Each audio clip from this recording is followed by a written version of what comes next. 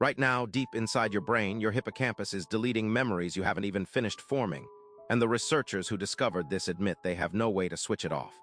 This isn't a malfunction. It's a feature running on a schedule you never agreed to, erasing pieces of your day before you even fall asleep tonight. But high performers have found one way to interrupt it, and by the end of this, you'll know exactly what it is. Think about the name you were given 20 minutes ago at a meeting. Gone already? The detail from the article you read this morning, the one you needed for the email you're writing right now. Gone too. That's not a bad memory. That's your hippocampus right now, making an active decision that you don't get a vote in. Every hour it's sorting what you experienced into two piles, keep and erase. And the erase pile is bigger than you think. This is happening constantly, silently, underneath every conversation you have today, and you will not feel it happen. You'll just notice the hole later when you go looking for something that isn't there anymore. Picture your hippocampus as a filing system buried in the center of your skull, and every experience you have arrives as a folder on its desk. But here's the part almost nobody knows. Right next to it sits a structure called the dentate gyrus, and it is constantly manufacturing brand new neurons. Those new neurons need space to wire themselves in. So they do something brutal. They physically overwrite the old connections holding your existing memories together. Scientists call this neurogenesis-induced forgetting. Your brain, quite literally, is bulldozing yesterday's filing cabinet to build room for today's. And it doesn't ask permission. It doesn't check whether the memory it's overwriting was the login code you needed, or the promise you made, or the face of someone you're supposed to remember forever. The neurologists who mapped this process will tell you plainly that they cannot turn it off, and they don't want to. Because without this deletion system, your brain would drown.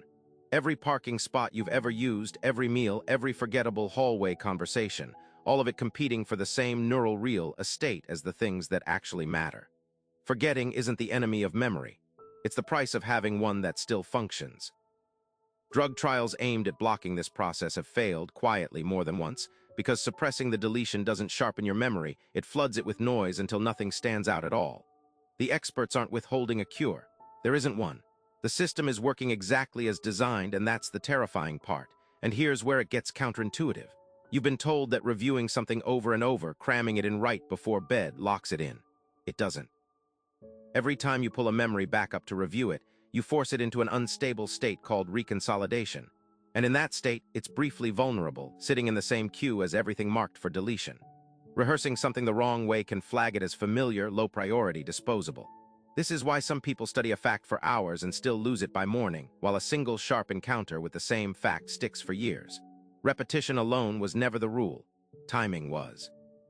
Here's the rule high performers actually use, and it comes straight from how the hippocampus tags something as worth keeping. It's not about reviewing more. It's about recalling less often, but at precisely spaced intervals, pulling the memory back from nothing, with no notes in front of you at roughly 1 hour, then 24 hours, then about a week later. Each successful blind retrieval sends your hippocampus a signal that this information keeps proving useful, and that signal outweighs the dentate gyrus's demolition schedule. It's called spaced retrieval, and it's the closest thing to overriding a system the experts say can't be overridden. You're not stopping the deletion. You're making the target too valuable to delete. Try this tonight before you sleep. Don't reread your notes, close them. Force yourself to recall from memory alone the 3 most important things that happened or that you learned today. Struggle for them. That struggle is the signal. Do it again tomorrow morning without looking, and once more in a week. That's it. 3 deliberate blind recalls, spaced apart, and you've hijacked the exact mechanism the neurologists admit they can't switch off. But the hippocampus isn't working alone in this. There's another structure sitting just beside it, one that doesn't erase your memories, it rewrites them, changing how you remember an event every single time emotion gets involved.